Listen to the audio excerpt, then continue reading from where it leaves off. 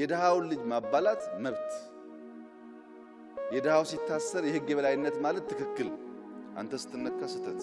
የተከበራችሁ የፖለቲካ ሰዎች ባካችሁ ሌላ ሰው ሞቶ ሌላ ሰው ታስሮ እናንተ ሳትታሰሩ ሳትሞቱ ሳትደሙ ስልጣን መያዝ ግን አታስቡ።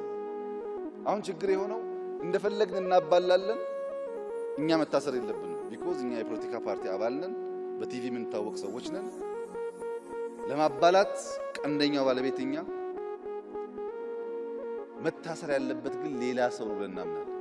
እስቲ አስቡት፣ እስካሁን ባያችሁት ግጭት ውስጥ ግጭትን የሚያቀናብሩ ሰዎች እንኳን እነሱ ወንድሞቻቸው ቆስሎ ያውቃሉ፣ ልጆቻቸው ቆስሎ ያውቃሉ።